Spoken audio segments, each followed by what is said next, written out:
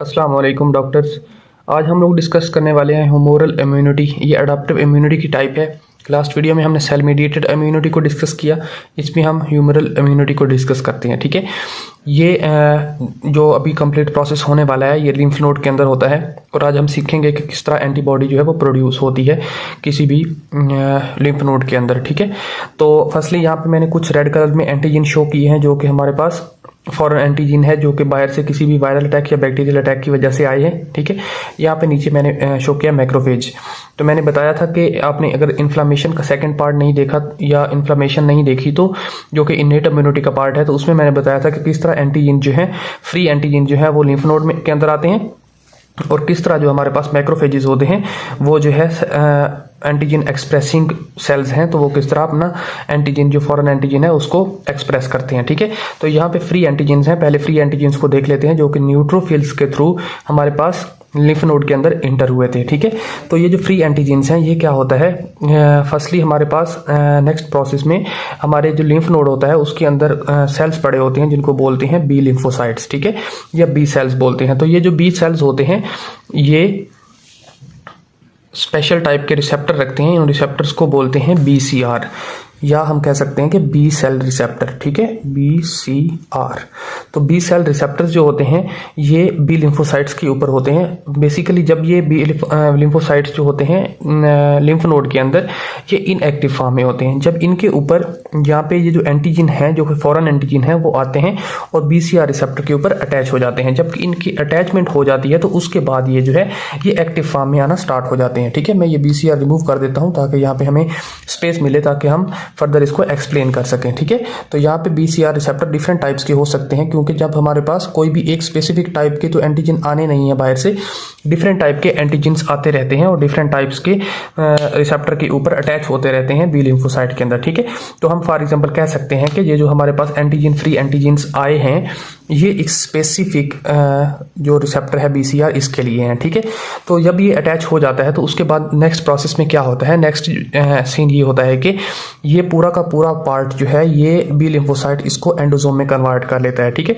Endosome क्या होता है कि उसको अपने सेल के अंदर खींच लेता है। ठीक है, तो मैं यहाँ पे ये बता देता हूँ, जिस तरह ये बी लिम्फोसाइट है, सॉरी इसको मैंने रेड कलर में शो कर दिया, तो यहाँ पे ऊपर इसका सेल्फ जो फॉरेन एंटीजन जो बाहर से आया है और इसके अंदर जो है साथ जो ब्लू कलर में इसका BCR रिसेप्टर था वो भी इसने एज एन एंडोसोम इंटरनल खींच लिया। ठीक है, तो ये जो है कुछ सिग्नल्स भेजता है टूवर्ड द न्यूक्लियस, जो कि बी लिम्फोसाइट का न्यूक्लियस होता है। ठीक है, तो यहाँ पे मैंने इसको शो कर देता हूँ न्यूक्लियस को।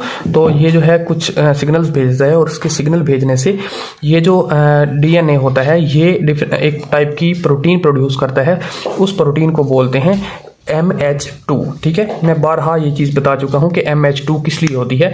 MH2 जो है वो फॉरेन एंटीजन को एक्सप्रेस करने के लिए होती है। ठीक है, तो ये जो बी लिम्फोसाइट है ये इस मेथड के थ्रू फॉरेन एंटीजन जो है उसको एक्सप्रेस कर देता है। ठीक है, ऑन द सेल मेम्ब्रेन। तो हमारे पास यहाँ पे इसका सेल मेम्ब्रेन के ऊपर फॉरेन एंटीजन जो है वो एक्सप्रेस हो गया है थ्रू MHC2 के थ्रू। ठीक है, MHC1 जो होती है वो सेल्फ एंटीजन के लिए होती है। तो यहाँ तक हमने देखा कि किस तरह बी लिम्फोसाइट जो है ये एक्टिव फॉर्म में आ गया है। ठीक है, अभी हम वापस आते हैं हमारे मैक्रोफेजेस की तरफ कि मैक्रोफेजेस क्या काम कर रहे हैं जब ये सारा प्रोसेस हो रहा होता है।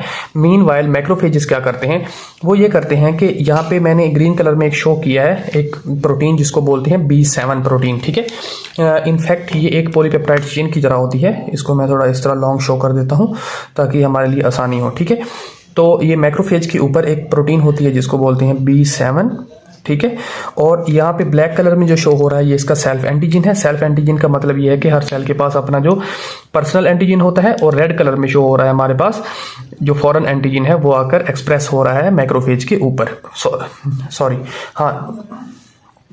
सॉरी टू से इनकन्वीनियंस, ये जो है मैक्रोफेज के ऊपर जो है ये फॉरेन एंटीजन शो हो रहा है। ठीक है, अभी नेक्स्ट स्टेप में इसमें क्या होता है, इसमें नेक्स्ट स्टेप ये होता है कि यहाँ पे मैं एरो शो कर देता हूँ और इसको मैं अगेन सारा का सारा ड्रा करता हूँ क्योंकि हमें यहाँ पे ये जो मैक्रोफेजेस होते हैं ये जाकर हमारे जो T सेल होते हैं उनके साथ अटैच होते हैं। ठीक है, ये किस तरह अटैच होते हैं उसको देखते हैं।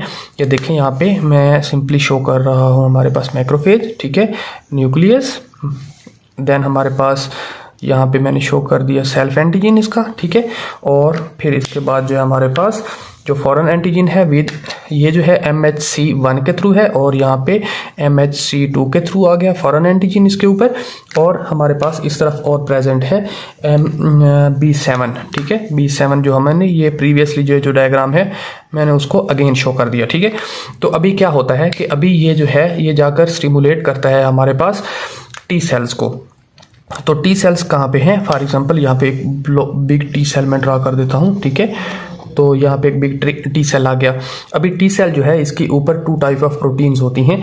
वन जो होती है उसको हम बोलते हैं CD4 और दूसरा होता है टी सेल रिसेप्टर, ठीक है।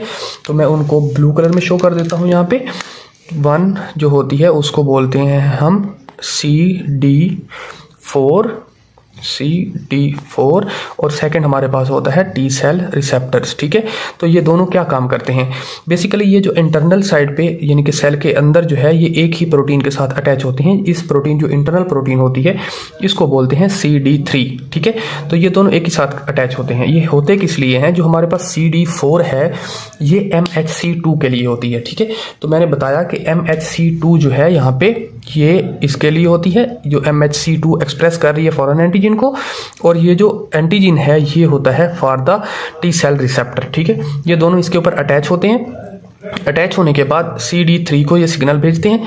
सिग्नल भेजने के बाद यहाँ से स्टिमुलेशन जाती है to the nucleus of T cells, ठीक है। टी सेल के न्यूक्लियस की तरफ एक स्टिमुलेशन चली जाती है यहाँ से फ्रॉम द CD3, ठीक है। सेकंड ये होता है कि हमारे पास CD28 प्रेजेंट होता है टी सेल्स के ऊपर ही, ठीक है।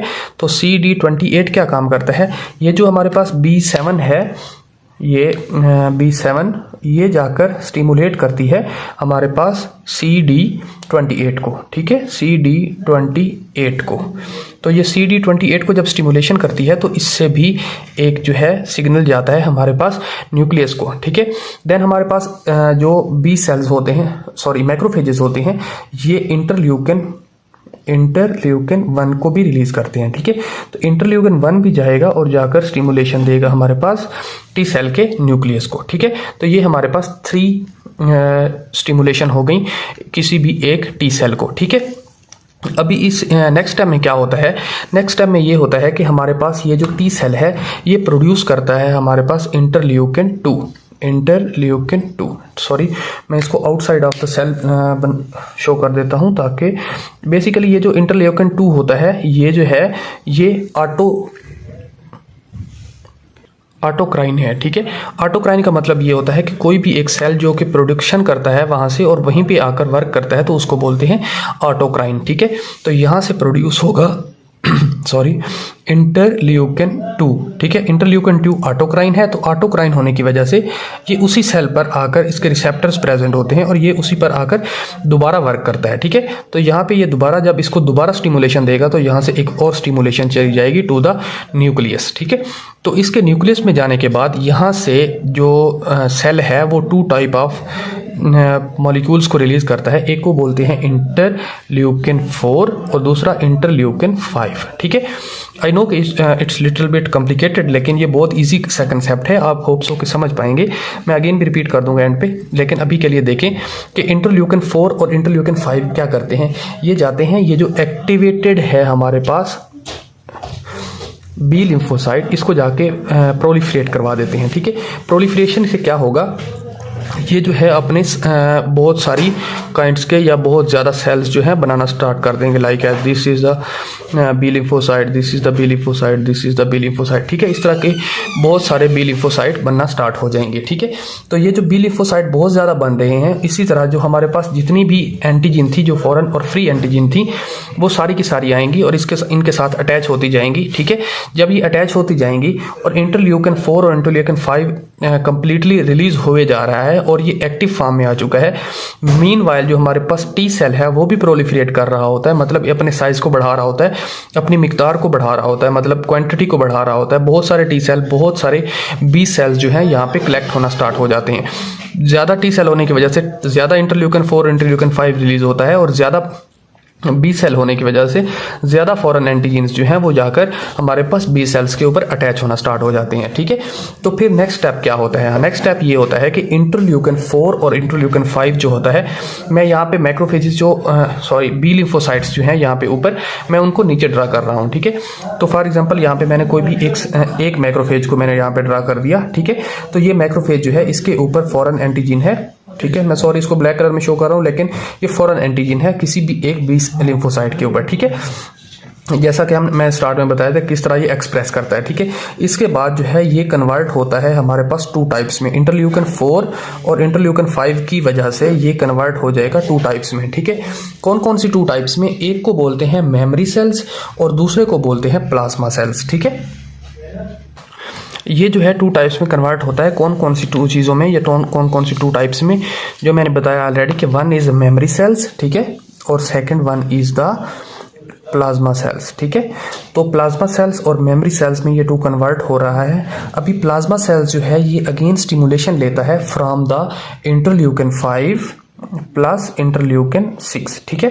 ये स्टिमुलेशन लेने के बाद ये एंटीबॉडी को प्रोड्यूस कर देता है, ठीक है। एंटीबॉडी के डिफरेंट स्ट्रक्चर्स हो सकती हैं या डिफरेंट टाइप्स हैं, वो टाइप्स को हम फर्दर डिस्कस कर लेंगे, ठीक है। लेकिन अभी के लिए ये देख लें कि प्लाज्मा सेल्स जो ये कन्वर्ट होता है फ्रॉम द मैक्रोफेजेस, वो इंटरल्यूकन 5 और इंटरल्यूकन 6 से स्टिमुलेशन लेके एंटीबॉडी प्रोड्यूस कर देता है, ठीक है। देन इसके अलावा जो हमारे पास है मेमोरी सेल्स, ये क्या काम करते हैं? मेमोरी सेल्स जो हैं ये ऑलवेज रेडी रहते हैं फॉर द सेकेंड एक्सपोजर, ठीक है। फॉर एग्जाम्पल सेम एंटीजन जो है वो इंटर हुआ है हमारे पास लिम्फोसाइट के लिम्फ नोड के अंदर, ये मेमोरी सेल्स जो हैं ये ऑलरेडी पड़े होंगे, वो आके डायरेक्टली एंटीबॉडी प्रोड्यूस कर देंगे उसके खिलाफ, ठीक है। क्योंकि हमारे पास ये अगेन सारा का सारा प्रोसेस रिपीट करने की ज़रूरत नहीं पड़ेगी, जस्ट एज अ मेमोरी ये मेमोरी सेल्स के तौर पर हमारे पास सेल के अंदर महफूज रहते हैं, ठीक है। तो ये है हमारे पास ह्यूमनेट इम्यूनिटी के किस तरह कोई भी एक पूरी होल बॉडी जो है वो अडॉप्टिव इम्यूनिटी या एंटीबॉडी प्रोड्यूस करती है किसी भी फॉरेन एंटीजन के खिलाफ, ठीक है। तो हम इसको क्विक रिव्यू करते हैं कि हमने क्या सीखा, ठीक है। हमने बेसिकली सीखा ये कि हमारे पास जो सेल फॉरेन एंटीजन होते हैं लिम्फ नोड के अंदर इंटर होते हैं फ्रॉम द न्यूट्रोफिल्स, और मैक्रोफेजेस जो हैं वो एक्सप्रेस कर रहे होते हैं MHC2 के थ्रू फॉरेन एंटीजन, ठीक है। न्यूट्रोफिल फ्री एंटीजन इसलिए छोड़ देते हैं क्योंकि वो जो न्यूट्रोफिल हैं वो expressing foreign antigen expressing cells नहीं है, ठीक है।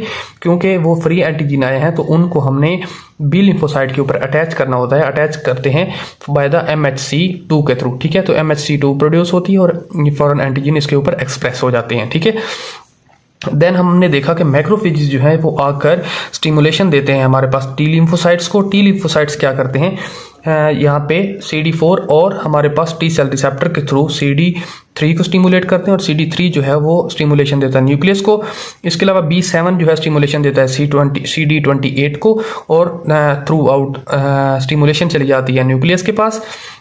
देन इंटरल्यूकन 1 जो है वो स्टिमुलेशन देता है अगेन न्यूक्लियस को, ठीक है। तो न्यूक्लियस जो है प्रोड्यूस करता है इंटरल्यूकन 2। इंटरल्यूकन 2 जो है वो ऑटोक्राइन है, ऑटोक्राइन का मतलब उसी सेल पर आगे वर्क करता है, और इससे प्रोडक्शन होती है इंटरल्यूकन 4 और इंटरल्यूकन 5 की, ठीक है। इंटरल्यूकन 4 और इंटरल्यूकन 5 जो है स्टिमुलेशन देता है हमारे पास बी लिम्फोसाइट को, और ये अपनी प्रोलिफरेशन करना स्टार्ट कर देते हैं, मतलब अपनी क्वांटिटी को इंक्रीज कर देते हैं। Same as the T lymphocytes जो है ये भी अपनी क्वांटिटी को ड्यूरिंग दिस प्रोसेस इंक्रीज कर लेते हैं, ठीक है। इंक्रीज करने के बाद हमारे पास बहुत ज़्यादा इंटरल्यूकन 4 और इंटरल्यूकन 5 रिलीज होता है, बहुत सारे बी लिम्फोसाइट्स बनते हैं, ठीक है। तो ये जो इंटरल्यूकन 4 और इंटरल्यूकन 5 हैं ये इस तरह के सारे जो भी माइक्रोफेजेस होते हैं उनको स्टिमुलेशन देते हैं, और उनके स्टिमुलेशन से प्लाज्मा सेल्स बनते हैं और मेमोरी सेल्स बनते हैं। तो प्लाज्मा सेल्स जो है इंटरल्यूकन 5 और इंटरल्यूकन 6 के थ्रू एंटीबॉडी बना देते हैं, और हमारे पास जो मेमोरी सेल्स होते हैं वो रेडी रहते हैं सेकंड एक्सपोजर के लिए, कि अगर सेम एंटीजन हमारे पास लिम्फ नोड के अंदर इंटर हो तो वो उसके खिलाफ दस्ती एंटीबॉडी बना सकें, ठीक है। तो ये है हमारे पास ह्यूमरल इम्यूनिटी। होप सो के इट मेक सेंस। अगर इसमें कोई चीज़ समझ नहीं आई, कोई पॉइंट क्लियर नहीं हुआ, तो आप काइंडली कमेंट बॉक्स में उसका पुट कर दें क्वेश्चन आपका, तो मैं एज सून एज पॉसिबल आपको आंसर करने की ट्राई करूँगा, ठीक है। तो इंशाल्लाह मिलते हैं किसी नए टॉपिक के साथ, किसी नया सीखने के लिए। इजाज़त दीजिए। Thank you doctors. अल्लाह हाफिज़।